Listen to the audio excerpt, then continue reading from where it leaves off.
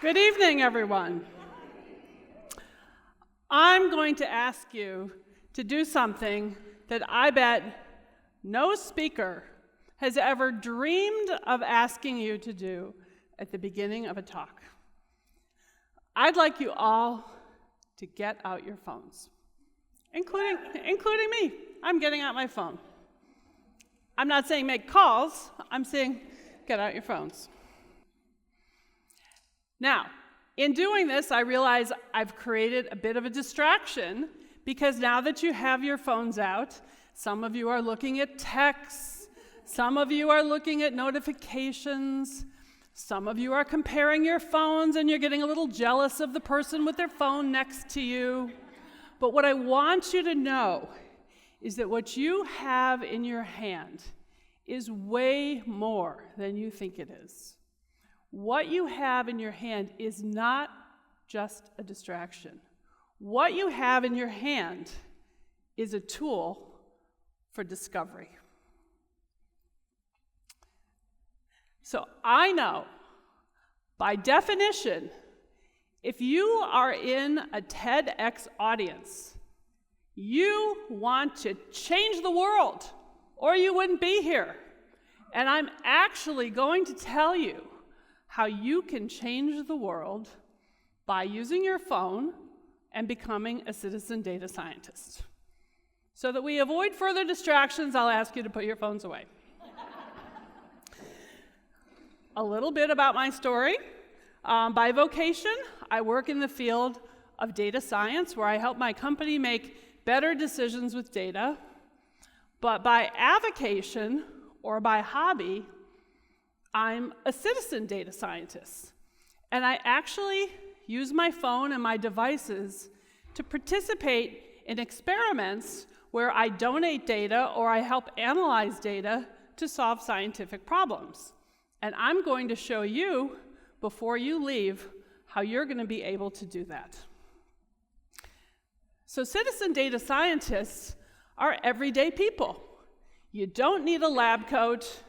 You don't need a PhD, you don't need a test tube, you just need to care and have an interest in issues that need to be solved, because there's incredible power in the collective, because we're generating so much data and we don't have the resources to analyze this data, or we don't have the resources to contribute the data, to donate the data. And you'll see through these examples that we have incredible power to solve problems in science that have not been solved purely by acting as a collective army to help solve science. So, a little bit about one of my bucket list items. It's been on my bucket list to go to Antarctica. I have not made it to Antarctica yet, but I will confess that every night before I go to bed, I get out my phone and I count penguins instead of sheep. Because as it turns out, penguins are at risk because of climate change. And it's very hard to monitor what's going on with the penguin population, because Antarctica is twice the size of the United States, and it's very unnavigable territory. And we can't send an army of people to Antarctica to figure out what's going on with penguins. So some clever scientists decided, hey, let's station cameras near all the penguin colonies. Let's take pictures every hour over a period of several years, and let's see what's going on with those penguin colonies. So right now, there are hundreds of thousands of images of penguins in Antarctica, in all different areas of Antarctica. And there are, 40,000 people around the world who are looking at these pictures, including me. So at night, I look at pictures, and I physically go on my phone, and I tag the pictures, I count the penguins that I see, and I send that data to scientists, some of whom are at Oxford. So while I haven't fulfilled my bucket list item in a sense by actually visiting Antarctica. I feel like I've been there because I've seen so many pictures, so I feel like, check, cross that one off my bucket list. Second check, give a TED Talk. Okay, 2 down. Okay. Now, in addition to counting penguins, which is kind of a fun example, there's all kinds of other things you can do. You could track animals in the Serengeti.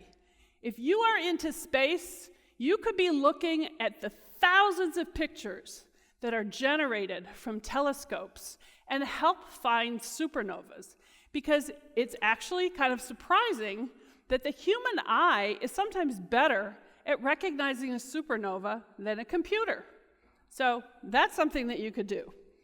You could also stick your phone on record, stick it out the window and measure noise levels and upload it to a noise app and create a noise landscape and find out how can we make a smarter city.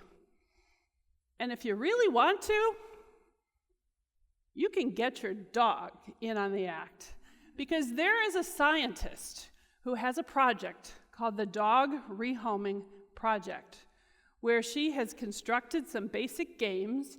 She's looking for volunteers to play these games at home or in shelters so that she can identify those behaviors that make dogs more likely to be rehomed, because nobody wants to have to return dogs to shelters. Maybe you want to know what's going inside your mind. Who doesn't, right? There's a great site called Test My Brain, and neuroscientists are dying for you to take these tests. So there are more than 50 tests of cognition that have been published over the past couple of years. You can test your cognitive speed, your ability to recognize faces, your cognitive load, all kinds of different things. And more than 1.5 million people have taken these tests. So think about that, 1.5 million people. So with this much data, scientists are able to paint a much more nuanced picture of the brain as it ages, because they are able to get people to do this online, so they're accessing populations that might not walk into a lab. So a much larger, much more diverse, much broader age spectrum of people are part of this giant cohort. And so what they've found is they've been able to map a much more nuanced picture of how the brain changes over time. And yes, some of you young people I might happen to know in some of these early rows, you might be at the peak of your cognitive speed. Great for you, I'm thrilled. Sorry to tell you that that's going to decline over time. But guess what? You're going to pick up other skills. As we progress through life, our brain patterns change. We pick up other skills. As we get older, by the way, our vocabularies increase. And we're better at reading situations. We're better at reading emotions. So, scientifically speaking, older is wiser. So sometimes, with science, we just help rediscover common sense. But when you think about 1.5 million people participating in brain research over the internet, scientists have realized that there's a huge, untapped army of people that could help solve scientific problems. And so they thought, well, who would be good candidates to recruit for this? And they had a brilliant idea. Who has more time and more skill and more addictive tendencies than gamers? So molecular biologists face a challenging problem, because part of what they do is they construct proteins, which are these complex 3D structures. Looks like a fun video game, doesn't it? And this is hard work. It's time-consuming. Computers aren't necessarily that great at it. And so they were working on a protein that was related to HIV, and they could not solve this protein structure, this three-dimensional model, for 10 years. So somebody said, you know what? Let's make it a video game. They put it out on a site called Fold It, and in 3 weeks, video gamers solved this protein. So now on the Fold It site, there are other diseases that you, your families, your friends can be working on to solve disease. You could actually cure disease by playing video games, which might be a little more worthwhile, I might add, than playing Call of Duty. So the next time you are at a family dinner, like I am, and everybody's on their phone, and you say, come on, it's a family dinner.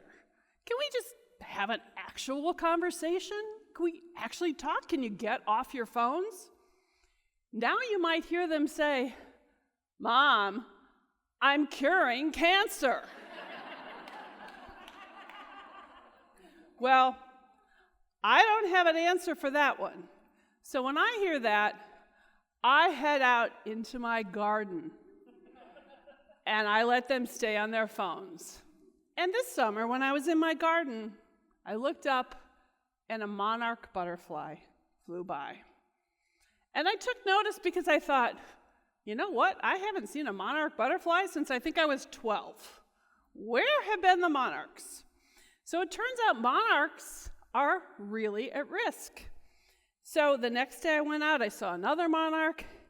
I started to become, I would say, obsessed with monarch butterflies at this point. I would be talking to my husband. All of a sudden I would interrupt him and say, look, there's a monarch butterfly. And then we've never finished the conversation.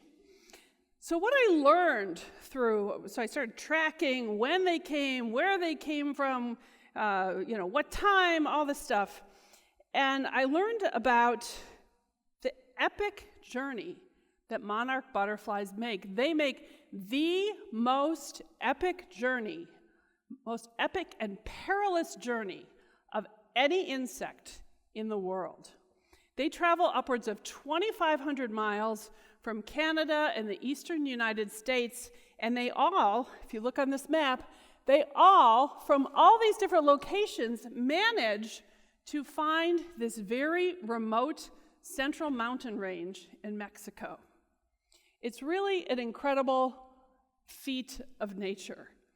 And another thing that's amazing is they've never made that journey before, and they'll never make it again, because the monarchs that come back to our area next summer will be their great-grandchildren. So I found the whole story of monarchs so captivating, and I began to dig into why are they at risk? Well, their habitat is at risk. They rely on milkweed for caterpillars. This is milkweed. And American prairies used to be full of milkweed. It was all across our prairies. But with pesticides, with land reuse, other factors, milkweed, we do not have the milkweed population to support the butterfly population that we once had. So as citizen data scientists, we can play a very important role in tracking the migratory patterns of butterflies, like I obsessively did earlier this summer, to understand how many there are, where they are, what are their migratory patterns, because then we can target conservation efforts. So what I came to learn is that after all the measuring of data that I did with monarch butterflies, the one thing I realized that I couldn't measure was the wonder that I experienced in the incredible story of these beautiful butterflies. And the irony of my journey as a citizen data scientist was the more I connected to this device, ironically, the more I was entering data into this device, the more I connected to the world. I never thought that would happen. The more I paid attention to the world, the more I paid attention to birds, the more I paid attention to the world around me. So the unintended consequence of my becoming a citizen data scientist was that I rediscovered awe. So I want you to know that you have the power. And I hereby, with the power vested in me, anoint you all official citizen data scientists. You have the power not only to do good, but to experience more of the wonder of this world. Thank you.